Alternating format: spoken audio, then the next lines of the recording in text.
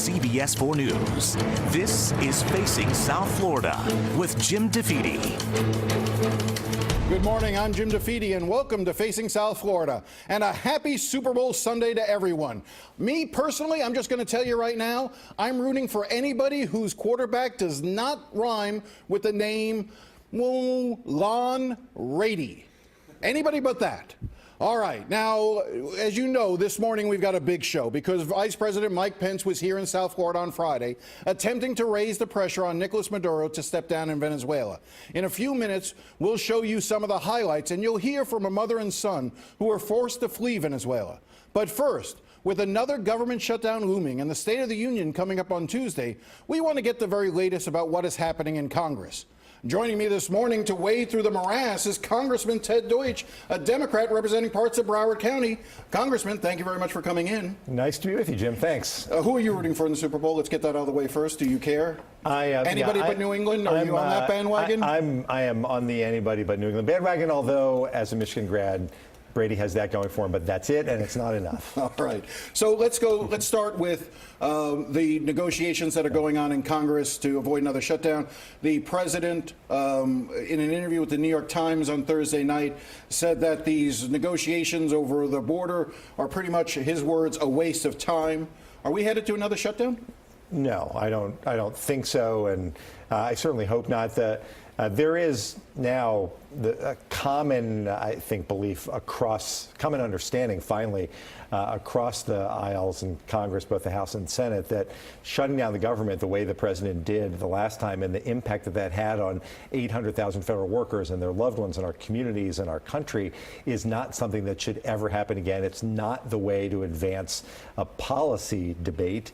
So, no, I don't think the government's going to shut down. I do hope that the president will actually respect this process that's in place, which is Democrats and Republicans sitting together to hammer out a deal on border security, smart border security that's based on the 21st century and the technology we have and the facts on the ground to actually help keep us safe instead of being focused solely on this idea of building a wall across our entire border, which won't keep us safe and which no one along the border says is the right approach. So let's stay with the wall for a second, then I want to get to the idea of a national emergency potentially.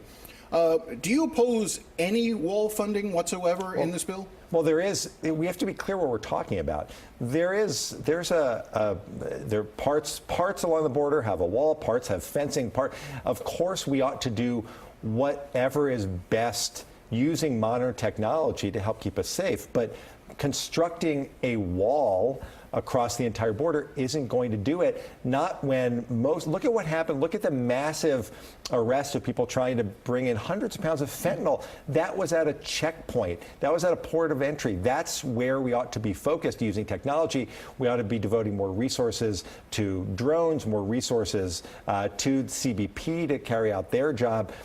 No one in 2019 would start their approach to any problem by trying to do something that worked centuries ago. We would start by what works now. And I'm with you on that, but I guess what I'm trying to say is, short of wall from sea to shining sea, if you were convinced, the experts said to you, right now we've got about 650 miles of wall funding, we need another 75 miles in strategic locations. Are you open to that? If there are parts of the border where the belief is that some sort of barrier with appropriate technology is the best approach, then we ought to use that barrier and technology approach. But that's not where the president is. What the president continues to talk about is spending almost $6 billion to construct a wall that won't accomplish what we all believe is important, which is keeping our borders secure and helping to protect Americans. If the president decides to declare a national emergency and reallocate funds already set aside for other projects into wall funding, what would your reaction be? Well, I would be as outraged as so many of my Republican friends have been at the suggestion that the president is going to take money away from hurricane relief, from reconstruction in the Panhandle. in Puerto Rico, the idea that he's going to take money from the Coast Guard so he can go build a wall, absolutely not. It would be bad in this one instance, and it would set a terribly dangerous precedent. When the president doesn't get his way, he's just going to try to go around Congress to do it that way? Absolutely not. What do you expect to hear from the president on Tuesday at the State of the Union? I don't have any idea. I suspect that the president is going to come and talk some more about his idea for a wall. My hope is that when he is speaking, he'll understand that just that same day, the conference committee, Democrats and Republicans, will have been meeting to talk about an approach that can help accomplish our goals and can keep the government open. That's what he ought to be focused on. Is it pretty clear that at this point, these negotiations that are going on right now will not include some sort of bigger, grander compromise that might include TPS and DACA and other issues? That this is more narrowly focused. Is that a fair assessment? Well, going back to your last question too, because they're the same. Well, what I'd like the president to talk about, I'd like him to talk about not extending a program that he's trying to end, putting at risk our dreamers, but actually finding a way for our dreamers to become citizens, finding a path to citizenship for the immigrants in our country. But that's not going to happen. You know, that's not going to happen. I don't know what he's going to talk about. When he talked about when he threw out that idea of including something on TPS and DACA, which would have made his proposal would have made it exceedingly more difficult for people to claim asylum. He was going in the wrong direction. If he wants to talk about immigration, let's talk about comprehensive immigration reform. And Jim, just remember, there were all those things that the president said that we could do together. He said that we could work on infrastructure, which is a bipartisan idea. He's got a willing partner in the House. He said we could work to lower prescription drug prices. He's got a willing partner in the Democrats in the House. He even said, at least for that moment we sat together with him in the White House, that he was going to be the president to pass universal background checks. We're going to vote on that bill in our committee this week, and we're going to pass it in the House. He's got a chance to lead on a whole host of issues. He should focus on the areas where we can actually work together. I don't have high hopes, but certainly that's what we'd all like him to do. You basically took over when the House changed from Republican to Democrat and Ileana Ros-Lehtinen stepped down. You actually have now assumed the position that she had as chairman of the subcommittee on the Middle East, North Africa, and international terrorism in the House Foreign Affairs Committee. Let me talk to you about a couple areas here. Sure. Syria. Should the U.S. be pulling its troops out of Syria? Well, not in a way that isn't thoughtful and in a way that would turn over what's happening in Syria to Russia and Iran and Assad to all sort of figure out among themselves. America has to lead, and if we quickly pull out of Syria and we leave Iran in a position, Iran and its proxies and Hezbollah, to accomplish everything they've wanted, which is essentially free reign from Tehran all the way across the region, including Syria, to Lebanon, that makes it more dangerous for Americans. It makes it more dangerous for the region. It makes it more dangerous for our ally Israel. And no, that's why so many people in the administration tried to walk back what the president said after he seemingly made this decision on a call with Erdogan. That's not the way to conduct national security policy. I want to turn to Afghanistan for a second.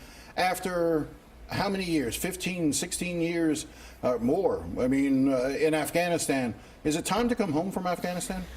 Well, again, we ought to be, I think what we ought to be doing is debating on the House floor a war powers resolution, so it's clear exactly what role we should be playing. But when the president makes a decision, again, to pull out and declares that ISIS has been defeated when his own national security team has told him and has told Congress that that is simply not the case, we need a thoughtful approach, which is not what we've been seeing from the commander-in-chief. You get that a lot of people, though, when it comes to Afghanistan, are wondering, why are we still there 17, 18 years after I mean, that is right, and that's absolutely the question that we ought to ask, and we ought to look for the best way to wind it down. Is there ever going to be a good way to wind it down, or do you just have to just sort of come out?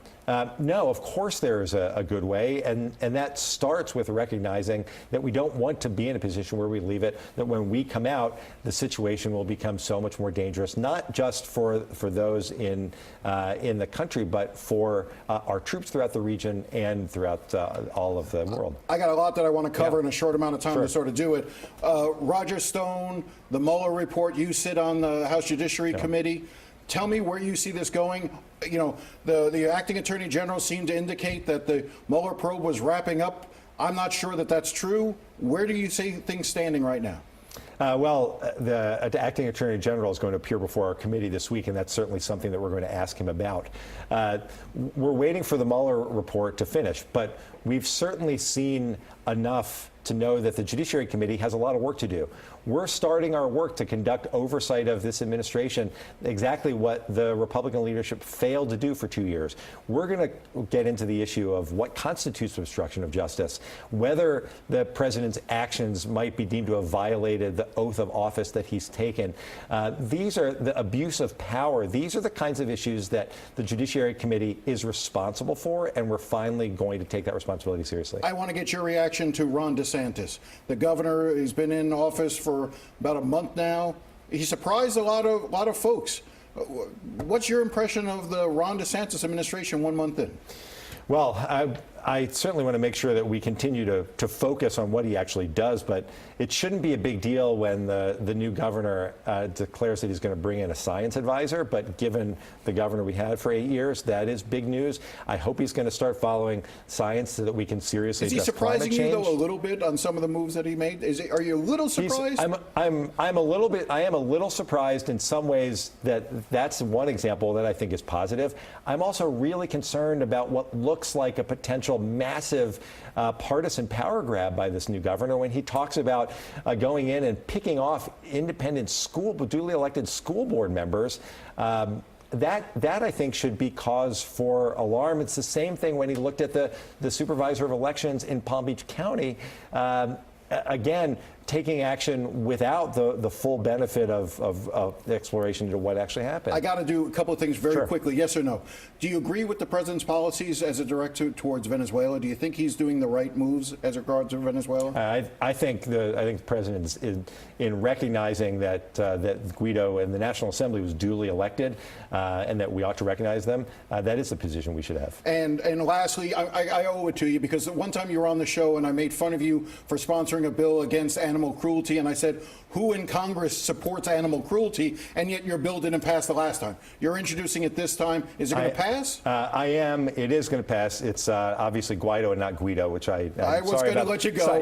No. I'm sorry about that. That's a guy from Brooklyn. And it gives me a chance to again make clear that he was duly elected. This assembly was duly elected, and Maduro stripped that power away. Yes, the PACT Act, the Prevent Animal Cruelty and Torture Act, is going to pass. It is bipartisan. There is no federal law outlawing animal cruelty. Who retired who was blocking it? Bob Goodlatte was the chairman of the Judiciary Committee, refused to let it go forward. I don't know why, but he's no longer there. It's changed This now. will be a good bipartisan effort that we can actually accomplish. All right. Ted Deutch, always good to have the lightning round with you. All right, thank you very much. Up next, the ongoing crisis in Venezuela when we come back.